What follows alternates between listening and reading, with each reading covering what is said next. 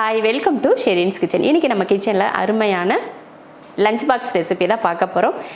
தயிர் சாதமும் அப்புறமா வெண்டைக்காய் வறுவல், அதுக்கப்புறமா ஒரு கொஞ்சம் பருப்பு வடை. நமக்கு பிடிச்சா பருப்பு வடை வச்சுக்கலாம், இல்லைன்னா தேவையில்லை. அந்த மாதிரி வெண்டைக்காய் வறுவலும் தயிர் சாதம் தான் இன்றைக்கி நம்ம கிச்சனில் பண்ண போகிறோம். ரொம்ப சிம்பிளாக ரொம்ப டேஸ்டியாக இருக்கக்கூடிய ஒரு லஞ்ச் பாக்ஸ் ரெசிபி.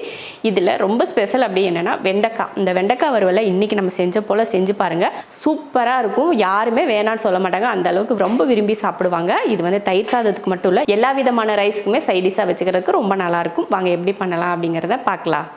நான் வந்து 1 டம்ளர் அரிசியை ஊற வச்சு எடுத்துருக்கேன். அதில் பார்த்தீங்கன்னா 4 டம்ளர் அளவுக்கு தண்ணி சேர்த்துக்கலாம். அதுக்கப்புறம் தேவையான அளவுக்கு உப்பு சேர்த்து குக்கர் மூடி போட்டு விசில் போட்டுக்கலாம். 7 விசில் விட்டு ஆஃப் பண்ணிக்கலாம். அப்போ தான் ரைஸ் வந்து நல்லா குலைவாக இருக்கும். சோறு பார்த்திங்கன்னா வேக வச்சு நல்லா பாருங்கள் குலைவாக வெந்திருக்கு. 1 டம்ளர் அரிசிக்கு பார்த்திங்கன்னா 4 டம்ளர் தண்ணி ஊற்றினேன். பாருங்கள் இவ்வளோ குலைவாக வெந்திருக்குன்னு. தயிர் சாதத்துக்கு வந்து இந்த மாதிரி குலைவாக இருந்தால் தான் நல்லாயிருக்கும். அதனால் 1க்கு 4 தாராளமாக ஊற்றிக்கோங்க. இப்படியே நீங்கள் இதுலேயே தயிர் ஊற்றுனீங்கன்னா தயிர் எவ்வளோ ஊற்றினாலும் நமக்கு வந்து பத்தாது. அதனால் நல்லா ஆற வச்சுட்டு அதுக்கப்புறமா தான் தயிர் சேர்க்கணும். அது போல் இந்த மாதிரி கரண்டி வச்சு நல்லா கலந்து விடுங்க. கலந்து விட்டுட்டு அதுக்கப்புறமா ஆற வச்சுட்டு அப்புறமா தயிர் சேர்த்துக்கணும்.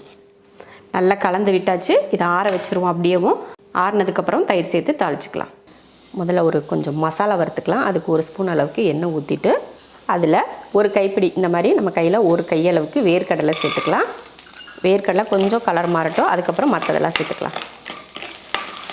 வேர்க்கடலை ஓரளவுக்கு வறுத்ததுக்கப்புறமா 1 கையளவுக்கு தேங்காய் துருவலையும் சேர்த்துடலாம். அதையும் வறுத்துக்கலாம். தேங்காயை வந்து நல்லா ஈரப்பதம் இல்லாமல் நம்ம வறுத்து எடுத்துக்கலாம். தேங்காயை ஈரமில்லாமல் வதக்கினதுக்கப்புறம் இந்த மாதிரி 1 டீஸ்பூன் அளவுக்கு மல்லி சேர்த்துருக்கேன், வரமல்லி. கூடவே ஒரு 3 வரமிளகாய், 1/4 டீஸ்பூன் அளவுக்கு சீரகம். இதையும் நல்லா வறுத்துக்கலாம்.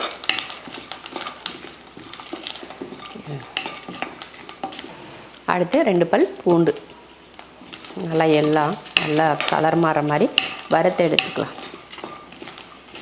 மல்லியெல்லாம் சேர்த்தலடா, அப்பயே பூண்டு வச்சுக்கோ. அவ்வளோதான். இதை ஒரு பிளேட்டில் மாற்றி ஆற வச்சிடலாம். அதே கடாயில் மறுபடியும் 1 ஸ்பூன் அளவுக்கு எண்ணெயை ஊற்றிட்டு இப்போ நான் வந்து ஒரு 300 கிராம் அளவுக்கு வெண்டைக்காய் எடுத்திருக்கேன். அதை சேர்த்துடலாம். பாருங்க, இந்த மாதிரி ரொம்ப குட்டியாக நறுக்காமல் இந்த சைஸ்க்கு நறுக்கி எடுத்துக்கோங்க. அப்போ தான் நல்லாயிருக்கும். வெண்டைக்காய் வலுவலுப்பு இல்லாமல் நல்லா வறுத்து எடுத்தாச்சு. இதை ஒரு பாத்திரத்தில் மாற்றிக்கலாம். அதே கடாய் மறுபடியும் 1 ஸ்பூன் எண்ணெய் ஊற்றிக்கலாம். எண்ணெய் ஊற்றிட்டு கொஞ்சம் கடுகு உளுந்து போட்டுக்கலாம். கடுகு பொரிஞ்சதுமே கருவேப்பிலையை சேர்த்துட்டு இப்போ நம்ம வறுத்து வச்ச வெண்டைக்காயை சேர்த்துடலாம். கூடவே கொஞ்சம் மஞ்சள் தூள், ஒரு 1/4 ஸ்பூன் அளவுக்கு மிளகாத்தூள். அடுத்து காய்க்கு தேவையான உப்பு சேர்த்துடலாம். நீங்கள் வெண்டைக்காய் வதக்கிறப்பயே உப்பு சேர்க்குறதுனாலும் சேர்த்துக்கலாம், இல்லை இந்த மாதிரி மசாலா போடுறப்போ உப்பு சேர்க்குறதுனாலும் சேர்த்துக்கலாம். அது வந்து உங்கள் விருப்பம்தான்.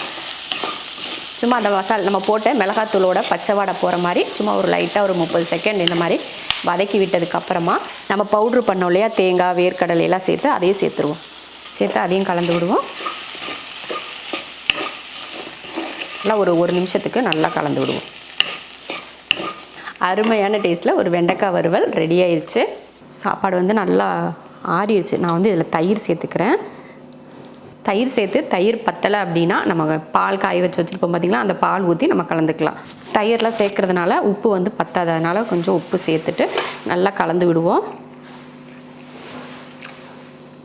பாருங்கள், சூப்பராக கலந்தாச்சு. உங்களுக்கு எக்ஸ்ட்ரா வேணும் அப்படின்னு இன்னும் கொலகொலப்பாக வேணும்னா இன்னும் கொஞ்சம் பால் ஊற்றிக்கோங்க, இல்லைன்னா தயிராச்சு ஊற்றி. தயிர் ஊற்றுறதுக்கு பதில் நீங்கள் பால் ஊற்றிட்டிங்கன்னா மதியம் லஞ்சு சாப்பிட்றப்போ புளிப்பு வந்து கம்மியாக இருக்கும். அதனால் பால் வந்து எக்ஸ்ட்ரா ஊற்றிக்கோங்க. இப்போ தாளிச்சிடலாம்.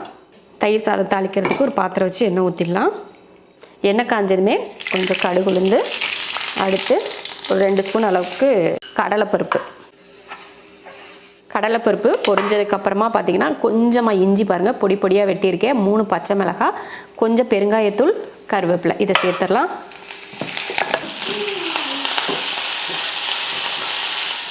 அவ்வளோதான். அடுப்பை ஆஃப் பண்ணி விட்டுறலாம். ஊற்றிட்டு கலந்து விட்டுருவோம். அருமையான ஒரு கொலன்னு தயிர் சாதம் இந்த மாதிரி லஞ்ச் பாக்ஸுக்கு செஞ்சு கொடுத்து விடுங்க. மதியம் ஆனாலும் கெட்டியெல்லாம் ஆகாது, மதியத்துக்கு இருந்தாலும் இந்த மாதிரி தான் இருக்கும். அதுக்காக தான் நம்ம ரைஸை வந்து ஆற வச்சு இந்த மாதிரி கலந்தோம்னா எவ்வளோ நேரம் ஆனாலும் கெட்டி ஆகாமல் அப்படியே இருக்கும். இதுவே நீங்கள் சூடாக சாதம் போட்டு கிளறி நீங்கள் டிஃபன் பாக்ஸுக்கு போட்டிங்கன்னா அந்த சூடு ஆறினதுமே தயிர் சாதம் வந்து அப்படியே கெட்டி ஆயிரும். இந்த மாதிரி கொலப்பாக இருக்காது. 1/4 கிலோ அளவுக்கு நம்ம வந்து வடை செய்ய போகிறோம், பருப்பு வடை. அதுக்கு வந்து நான் ஒரு 1/2 ஸ்பூன் அளவுக்கு சோம்பு சேர்த்துக்கிறேன். காரத்துக்கு 2 பச்சை மிளகாய், ஒரு 3 பல் பூண்டு, ஒரு 2 போல் இந்த மாதிரி கருவேப்பிலை போட்டு இதை கொரப்பாக லைட்டாக ஃபஸ்ட்டு அரைச்சிட்டு வந்துடுறேன். நான் பாருங்கள் 1/4 கிலோ அளவுக்கு, அதாவது 250 கிராம் அளவுக்கு வடைப்பருப்பு, பட்டாணி பருப்பு எடுத்திருக்கேன். நீங்கள் கடலை பருப்பு கூட சேர்த்துக்கலாம். அது வந்து 1 மணி நேரத்துக்கு முன்னாடியே ஊற வச்சுட்டேன். நல்லா ஊறி வந்திருக்கு பாருங்க. இந்த மாதிரி உடைச்சோன்னா அது வந்து இந்த மாதிரி உடஞ்சி வரணும். அந்த மாதிரி ஊறி இருந்துச்சுன்னா கரெக்டாக இருக்கும். கரெக்டாக 1 மணி நேரம் ஊற வச்சிங்கனாலே நமக்கு வந்து பருப்பு வந்து நல்லா ஊறும். இப்போ இதை மிக்ஸி ஜாரில் வந்து சேர்த்துக்கலாம். இப்போ பாருங்கள், இதெல்லாம் கொரப்பாக அரைச்சி எடுத்து வந்திருக்கேன். ஏன்னா பூண்டு வந்து நம்ம பருப்போட போட்டோம்னா முழுசாக இருக்கும். அதனால் முன்னாடியே போட்டு இதை ஒரு அடி அடிச்சிட்டோம்னா பூண்டு எல்லாம் அரைப்பட்டு அந்த மனம் வந்து நல்லாயிருக்கும். இப்போ தண்ணியை வடிச்சிட்டு சேர்த்துக்கலாம். அவ்வளோதான். தண்ணி எதுவும் ஊற்றாமல் அப்படியே ஒரு பல்ஸ் மோட்டில் ஒரு கொரன்னு அரைச்சி எடுத்துக்கோங்க. ஒன்றும் பாதியமாக இருக்கணும். இந்த மாதிரி நல்ல கொரப்பாக அரைச்சிக்கணும். அதே சமயம் அந்த பருப்பும் முழுசாகவும் இருக்கணும். அப்படியெல்லாம் அரைச்சாதான் நம்ம வடை வந்து நல்ல மொறுன்னு இருக்கும். முழு பருப்பு இல்லை அப்படின்னாலே பார்த்தீங்கன்னா மொறுமொறுப்பு கிடைக்காது. அதனால் நல்லா முழுசாகவும் பருப்பு இருக்கணும். அப்படி உங்களுக்கு அரைக்க முடியாதுன்னா கொஞ்சம் பருப்பை தனியாக எடுத்து வச்சுட்டு கூட நீங்கள் அரைச்சி போட்டு கடைசியில் சேர்த்துக்கலாம். அது கூடவே 1 ஸ்பூன் அளவுக்கு பச்சரிசி மாவு. இந்த பச்சரிசி மாவு சேர்க்கறதுனாலையும் கூட நல்லா அந்த வடை வந்து மொறுமொறுப்பு கிடைக்கும். அடுத்து கொஞ்சம் பெருங்காயத்தூள் சேர்த்துக்கலாம். அடுத்து உப்பு சேர்த்துட்டு ஒரு சின்னதாக ஒரு வெங்காயத்தை வெட்டியிருக்கேன். கொஞ்சம் கருவேப்பிலை, மல்லித்தலை, மிளகாய் வந்து நம்ம முன்னாடியே போட்டதுனால மிளகாய் இப்போ தேவைப்படாது. சேர்த்து இப்போ இதை நல்லா பிசைஞ்சிடலாம். பிசைஞ்சு உருண்டை பிடிச்சிக்கலாம். நல்லா பிசைஞ்சிட்டு இப்போ வந்து உருண்டை பிடிச்சிக்கலாம். வடை வந்து ரொம்ப பெருசாக இல்லாமல் குட்டி குட்டியாக நம்ம வந்து போட்டுக்கலாம். நம்ம வீட்டில் தானே செய்கிறோம், அதனால் ரொம்ப பெருசாக இல்லாமல் சின்னதாக போட்டோம்னா நல்லாயிருக்கும். இப்போ இலையிலாம் வைக்கிறீங்க அப்படின்னா ரொம்ப பெரிய வடை வைக்கிறத விட சின்ன வடை வச்சிங்கன்னா அவங்களுக்கு சாப்பிட்றதுக்கும் பரவாயில்ல அப்படின்ற மாதிரி இருக்கும். ரொம்ப பெருசாக வச்சுட்டிங்கன்னா கஷ்டப்பட்டு சாப்பிட்ற மாதிரி இருக்கும் இல்லையா? அதனால் சின்னதாக இந்த மாதிரி தட்டி எடுத்துக்கலாம்.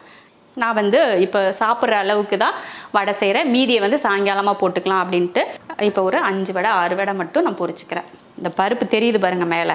இந்த பருப்பு இப்படி மேலே இருக்கிறப்போ அந்த எண்ணெயில் அது மொறுன்னு வெந்து வரும் பார்த்திங்களா? அதனால தான் நமக்கு வந்து வடை நல்லா அப்படியே கிறிஸ்பியாக இருக்கிறது. கடுக்குன்னு சாப்பிடுவோம்ல. வடையை தட்டியாச்சு. எண்ணெயும் ஒரு பக்கம் காஞ்சிட்ருக்கு. பொரிச்சு எடுத்துடலாம். மீதி மாவு எடுத்து ஃப்ரிட்ஜுக்குள்ளே வச்சிட்டோம்னா அப்புறமா கூட செஞ்சுக்கலாம்.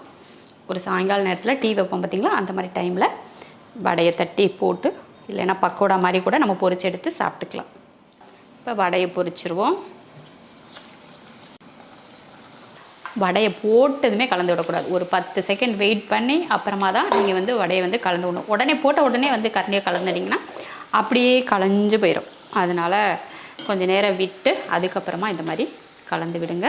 அடுப்பை வந்து ரொம்ப ஹை ஃப்ளேமில் வச்சிங்கன்னா வெளியில் மட்டும் நல்லா கலர் மாறும், உள்ளேலாம் வேகாது. அதனால் ஃப்ளேம் வந்து கம்மி பண்ணி வச்சுட்டு அதுக்கப்புறமா வேக விடுங்க. ஆரம்பத்தில் எண்ணெய் காயிறப்போ பார்த்தீங்கன்னா நல்லா எண்ணெயை காய விட்டுட்டு அதுக்கப்புறமா வடை போடுறப்போ தீயை வந்து கம்மி பண்ணி வச்சுக்கோங்க. அப்போ தான் உள்ளேலாம் வடை வந்து நல்லா வெந்து வரும். இல்லைன்னா வெளியில் மட்டும் நல்லா கலராக வெந்து கருகி போயிருக்கும், உள்ளே வந்து மாவு அப்படியே இருக்கும். அதனால் இதை மட்டும் நீங்கள் கரெக்டாக செஞ்சுக்கோங்க. சரியா? அவ்வளோதான். வடை வந்து நல்லா கலர் மாதிரி வந்துருச்சு. இப்போ எடுத்துருவோம். அருமையான டேஸ்ட்டில் தயிர் சாதம் நல்லா அப்படியே கொலன்னு சூப்பராக செஞ்சுருக்கோம். அதே போல் வெண்டைக்காய் வறுவலும் இதே போல் வேர்க்கடலை, மல்லி இதெல்லாம் தேங்காயெல்லாம் போட்டு வறுத்து பவுட்ரு பண்ணி அதே சேர்த்து ஒரு வெண்டைக்காய் வறுவல் அருமையாக இருக்கும். அப்புறமா உங்களுக்கு தேவைப்பட்டால் கொஞ்சம் பருப்பு வடை கூட நீங்கள் செஞ்சு வைக்கிறதுனால வச்சுக்கலாம். பருப்பு வடை இல்லைனா பருப்பு பக்கோடா இந்த மாதிரி செஞ்சு கூட பிள்ளைங்களுக்கு ஸ்நாக்காகவும் நீங்கள் ஸ்கூலுக்கு கொடுத்துடலாம். ரொம்ப நல்லாயிருக்கும். கண்டிப்பாக ட்ரை பண்ணுங்கள். வேறு லெவல் டேஸ்ட்டில் இருக்கும்.